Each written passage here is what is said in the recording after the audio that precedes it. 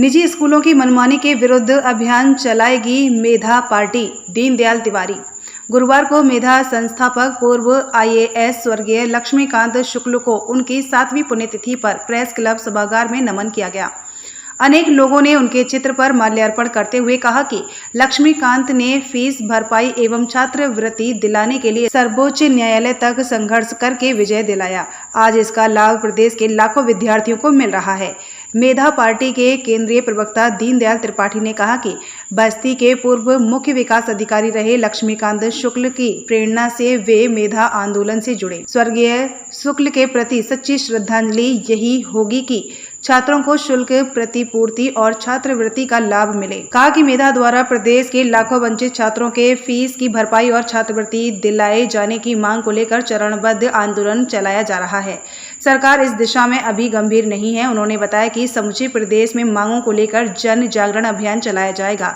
आगामी 5 सितंबर से प्रदेश व्यापी जन जागरूकता अभियान चलाए जाने के साथ ही निजी विद्यालयों में 6 से 14 वर्ष के 25% करीब छात्र छात्राओं को प्रवेश दिलाने, निजी स्कूलों में अभिभावकों का आर्थिक शोषण बंद कराने, मनमानी फीस पर अंकुश लगाने, प्रति वर्ष किताबों को बदल देने पर रोक लगाने आदि के सवालों को लेकर संघर्ष तेज किया जाएगा। दीनदयाल त्रिपाठी ने कहा कि दशमोत्तर छात्रवृत्ति एवं शुल्क प्रतिपूर्ति सुविधा का 100% पालन, कटौती बंद किए जाने, आय सीमा 2.5 लाख किए जाने, अंक प्रतिशत सीमा समाप्त करने आदि मांगों को लेकर मेधा का जन जागरण अभियान जारी है। मेधा संस्थापक पूर्व IAS स्वर्गीय लक्ष्मीकांत शुक्ल को नमन करने वालों में मुख्य रूप से नन्हे उपाध्याय, उमेश पांडे, मुन्ना, रुद्र, आदर्श पांडे, धर्मेंद्र श्रीवास्तव, जमुना पांडे, प्रमोद कुमार यादव, अनिरुद्ध प्रजापति, नीरज मिश्र, शिवम विश्वकर्मा, त्रिभुवन नाथ मिश्र, रोहित गुप्ता, सत्येंद्र कुमरी वर्मा, शहजाद आलम, ब्रजेंद्र सिंह, ब्रजेश द्विवेदी, संतराम, विनोद मणि त्रिपाठी, संजय प्रधान, सियाराम तिवारी, राजेश कुमार शुक्ल, सुनील भट्ट, अंकेश पांडे, विपिन पांडे, विष्णु कुमार पाल उर्फ नन्हे पाल, राजन तिवारी, नरेंद्र मिश्र, राहुल तिवारी, प्रशांत शुक्ल, रमेश मिश्र, योगेश मिश्र, विपिन पांडे, आशीष कुमार त्रिपाठी के साथ ही मेधा के अनेक पदाधिकारी, सदस्य और विभिन्न संगठनों के लोग शामिल रहे। आइए देखते हैं ये खास रिपोर्ट। आपको क्या लग रहा है जिस मुहिम पे आप लोग चल रहे हैं, आसान है? देखिए, आज माननीय लक्ष्मीकांत शुक्ला जी का पूर्ण तिथि था और पूर्ण तिथि जीवन का बड़ा सत्य तिथि होती है। तो इस सत्य तिथि पे एक बहुत बड़ा संकल्प हुआ है इस कार्यक्रम में कि मेधा को बचाइए। मेधा मतलब होता है बुद्धि और प्रतिभा, पर्यायवाची है प्रतिभा। तो अगर जीवन में मेधा नहीं है तो किसी व्यक्ति के जीवन में कुछ नहीं है। तो ऐसे महत्वपूर्ण समय मेधा का एक संकल्प हुआ है जो काफी तादाद में लोग संकल्प लिए हैं, वो भी पंडित दीनदयाल तिवारी के नेतृत्व में लिए हैं, मैं भी लिया हूं। तो मुझे इस बात का पूरा विश्वास है कि जो मेधा का हनन 90 से लेके और 2024-25 तक हुआ है इस 35 साल में, उस मेधा को बचाने का मतलब है कि मैं आने वाली अपनी पीढ़ियों को बचा रहा हूँ। और ये मेरा अपना नैतिक कर्तव्य बनता है और मेरा नहीं पूरे समाज का नैतिक कर्तव्य बनता है कि वो मेरे लिए नहीं, अपने लिए, अपनी पीढ़ियों के लिए मेधा बचाए। एक चीज बताइए आप, सरकारी शिक्षक जो उनको 50,000 वेतन मिलता है, प्राइवेट स्कूलों में 5,000 वेतन मिलता है। देखिए यहाँ, लेकिन सरकारी स्कूल के जो शिक्षक है उनके बच्चे 5,000 के टीचर पढ़ाते हैं, क्यों? देखिए, दो चीज है। पहला नंबर, मैं आपसे कहा हूं कि 90 से लेके अब तक हमारे देश में शिक्षा की जो व्यवस्था थी वो 90 से पूरी तरीके से चरमराई और अब तक धराशाही हो गया। इसकी कोई दीवार नहीं है। जबकि दुर्भाग्य है हमारे पास कि प्राइवेट विद्यालयों में अनट्रेन्ड टीचर हैं, नॉट टेक्निकल टीचर हैं। प्राइमरी विद्यालय में, सरकारी इंटर कॉलेज में, डिग्री कॉलेज में टेक्निकल विद्यालय हैं, टीचर हैं। लेकिन हम जो देखी देखा पाप और देखी देखा पुण्य, मतलब अपने आप को छोटा समझते हैं अपने बच्चे को प्राइमरी स्कूल में भेजना, यही सबसे बड़ा दुर्भाग्य है। ये कमी ये मेरी अपनी है। अगर मैं जागरूक हूं और अपने बच्चे को प्राइमरी स्कूल में भेजूं तो निश्चित है कि एक गरीब आदमी भी अपने बच्चे को प्राइमरी स्कूल में भेजेगा। तो यहाँ मेरी कमी है। लेकिन अगर यहाँ शक्ति सरकारों की होती सरकार इस पे चिंतन किया होता, सरकार इस पे संवेदनशील होती, तो आज ये दिन हमारे आपके बीच में नहीं होता, हमारा शिक्षा धराशायी नहीं होता। क्या आपको यह नहीं लगता कि गवर्नमेंट जॉब में जो लोग हैं उनके बच्चों को प्राइवेट स्कूल में वो जब पढ़ाई नहीं रहे हैं विद्यालय में, तो अपने बच्चे को कहाँ पढ़ाएंगे? एक बच्चे को थोड़ी पढ़ाएंगे। जानते हैं क्यों नहीं पढ़ाई हो रही है? क्योंकि अब तक जितने प्राइमरी की स्कूल की बात है, जो स्तर गिरा, प्राइमरी सरकारी कॉलेजों में अध्यापक ही नहीं है। एक हेडमास्टर 5-5 स्कूलों का इंचार्ज है। जब 5 स्कूल का इंचार्ज होगा तो अगला विद्यालय टूट जाएगा।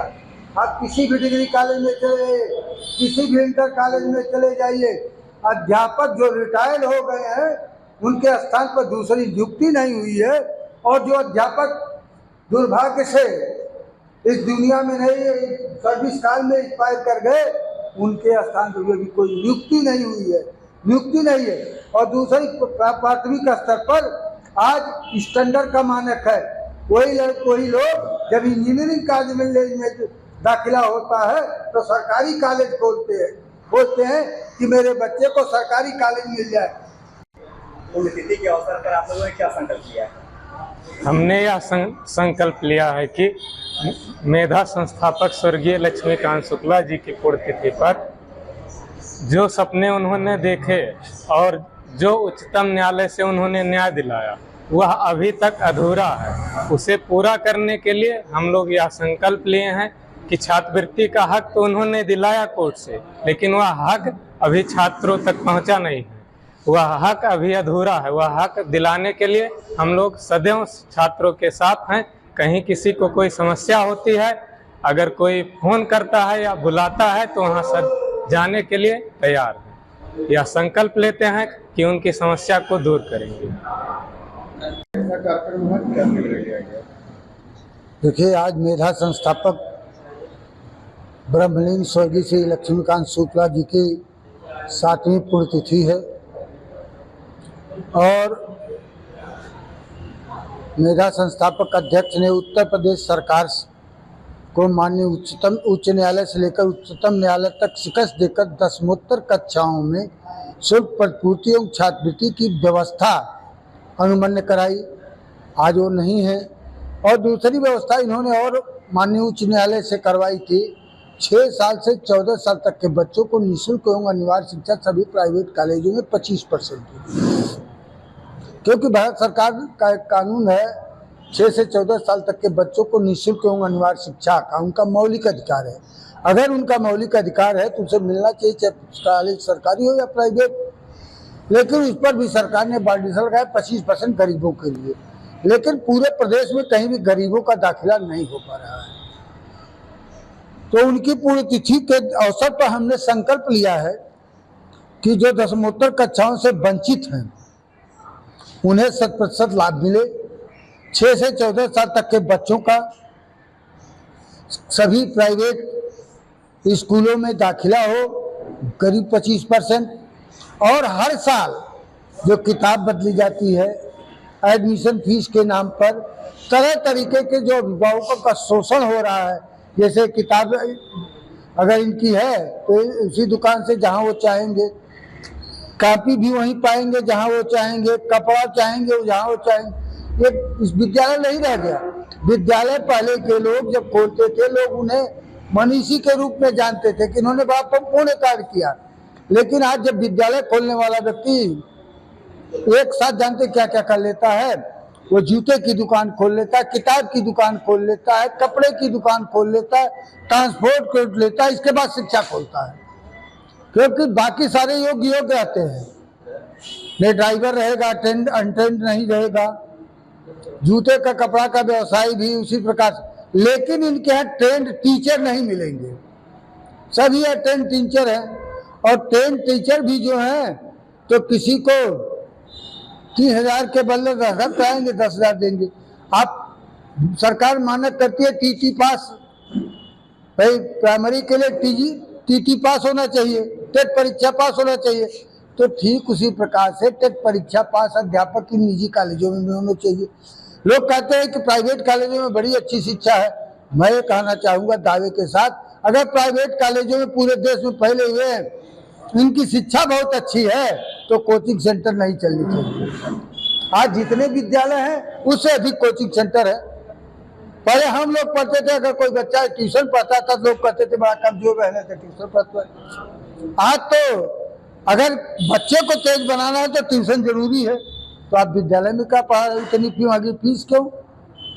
लेकिन इस स्टेटस सिंबल दिखा करके तरह तरीके का शोषण हो रहा है। उस शोषण के खिलाफ हम सरकार से, क्योंकि ये मैं नहीं कह सकता हूँ, एक ही सरकार, जिसकी भी सरकार, क्योंकि पूरे देश प्रदेश में हमने रेशियो निकाला तो सबसे अधिक बसपा के से सांसदीय ले चुके शिव कुमार यादव जी के 100 स्कूल, ब्रजभूषण सिंह 54 स्कूल, जय चौबे भाजपा से सभा में गए, फिर भाजपा, ये सत्ता के बाहर नहीं जा सकते हैं, चुनाव चाहे जान लड़ ले, क्योंकि सत्ता से बाहर रहेंगे तो इनकी दाल नहीं गलेगी, तब ये करेंगे तो इसके खिलाफ जांच हो जाएगी, क्योंकि जांच की प्रक्रिया इनकी क्या है। भाई अजीत पवार तब तो बड़े बड़े घोटाले बात थे, 3 दिन पहले प्रधानमंत्री का भाषण होता है कि एनसीपी 70,000 करोड़ घोटाला, और लेकिन जैसे 3 दिन बाद वो चले आए गठबंधन में, वो डिप्टी चीफ मिनिस्टर हो गए। ठीक उसी प्रकार से विद्यालय वाले को कोई दल नहीं, जो दल सत्ता में आएगा उसी दल में। अगला कदम आपका क्या होगा? अगला कदम हम जनता के बीच जन जागरण करते हुए, जन जागरण लगातार जारी रहेगा। गांव गली गलियारों चौराहों पर हर जगह जाकर के आगामी बसंत पंचमी के पावन अवसर पर संगम तट से हुंकार भरेंगे। कि मैं इसलिए नहीं कह रहा हूँ, मार्च और अप्रैल में समस्या आती है री एडमिशन की, किताब चेंजिंग की, इसलिए उसके पहले ही हम संगम तट से हुंकार भरेंगे और सरकार को हम लगातार पत्र देते रहेंगे कि सरकार इस पर कार्रवाई करे ताकि मुझको लड़ना न पड़े। अगर सरकार ने नहीं कार्रवाई की तो हमारी मजबूरी है कि जनता के बीच इनकलाब की तरफ हम आज ही से संकल्प लेते हैं। बेबाक खबरों के लिए हमारे YouTube चैनल को सब्सक्राइब करें। देश प्रदेश एवं स्थानीय खबरों के लिए हमारे वेबसाइट www.bntlive.com पर लॉगिन करें। साथ ही Facebook, Twitter, Telegram, Instagram, LinkedIn पर भी फॉलो कर सकते हैं। धन्यवाद।